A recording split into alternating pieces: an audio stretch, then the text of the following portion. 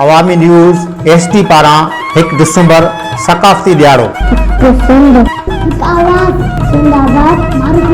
अचो खेट खेड़ियूं अचो सोन मेड़ियूं। नाज़रीन, अवामी न्यूज़ में खबरन जो सिलसिलो जारी है। नुक़्तों से तव्हांखे छिन्ने खां ख़बर ॾींदा हलूं त अवामी न्यूज़ जे ऐलान जे हवाले सां छिन्ने में बोज़दार पेट्रोल पंप खां छिन्ने प्रेस क्लब ताईं हिकु सिंध सकाफ़त जे उनवान सां रैली कढी वई। सिंध खे भेटिया पेश कई वई। ट्रैक्टर खे बि रैली में आंदो वियो। ट्रैक्टर बि सिंध जी सकाफ़त जो हिसो आहे। रैली जी अॻुवाणी अनवर बोज़दार, इस्माइल ठाणी, इरशाद रांझियाणी, रोशन मेमण, फरज़ंद लिगारी, हनीफ़ मंज़ूर ऐं ॿियनि कई। छिन्नी जे शहर में वॾे अंग में शहरनि शिरकत कई। जीअं सिंध जे नारनि सां छिन्नी शहर जा रंग निखरी पिया। जी सिंधी मीडिया अवामी न्यूज़ जे तरफ़ां छिन्नी में भी सिंधी सकाफ़ती ॾींहुं भरपूर जोश ऐं जज़्बे सां मल्हाइबो आहे। हींअर असां सां मौजूदु आहिनि सिंधी सकाफ़ती ॾींहुं जा उन दोस्त, उन खां पुछा कयूं उन्हनि हीउ ॾींहुं कीअं मल्हायो। काछे जे पुठ ते पियल शहर छिन्नी में अवामी न्यूज़ ऐं सोशल मीडिया ग्रुप जे तरफ़ां जेको प्रोग्राम रचायो वियो आहे, असांखे तमामु ॾाढी ख़ुशी आहे। सिंध जे सकाफ़त जे हिसाब सां हिते ॾाढो शऊर आयो आहे। हर साल जीअं हिन साल बि दमादम ज़बरदस्त प्रोग्राम कयो आहे। सकाफ़ती प्रोग्राम आहे जंहिंमें असां शिरकत कई आहे पंहिंजे ॿारनि सां। असां हिन ॾींहं खे क़ौमी ईद करे मल्हाईंदा आहियूं। सिंध जी जेका आहे हीअ क़ौमी ईद आहे। ईद ॿियूं बि आहिनि पर हीअ बि असांजी क़ौमी ईद आहे जंहिंमें असीं साॻी ईद वांगुरु ख़ुशियूं मल्हाईंदा आहियूं पंहिंजे ॿारनि सां।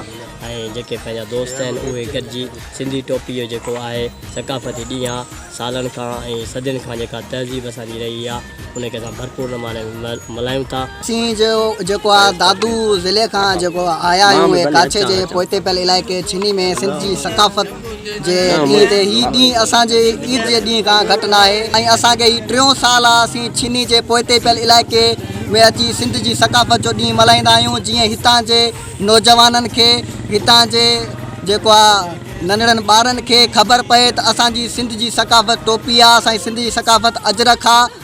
ऐं इन्हनि में हिकु शऊर अचे जीअं असांजी जेका आहे तहज़ीब जी उन्हनि खे ख़बर पए।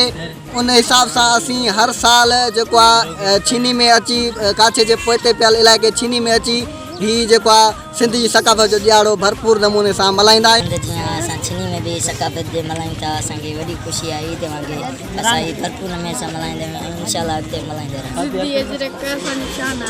सिंधी टोपी शान आहे जीअं त इहे असांजो ईद आहे। सम्झ सिंधी टोपी पाईंदा आहियूं, सिंधी अजरक पाईंदा आहियूं। असांजी शान आहे। वधीक ख़बरनि ऐं तफ़सील जे लाइ विज़िट कयो असांजी वेबसाइट awamiNewsHD.com ऐं ॾिसंदा रहो अवामी न्यूज़ HD।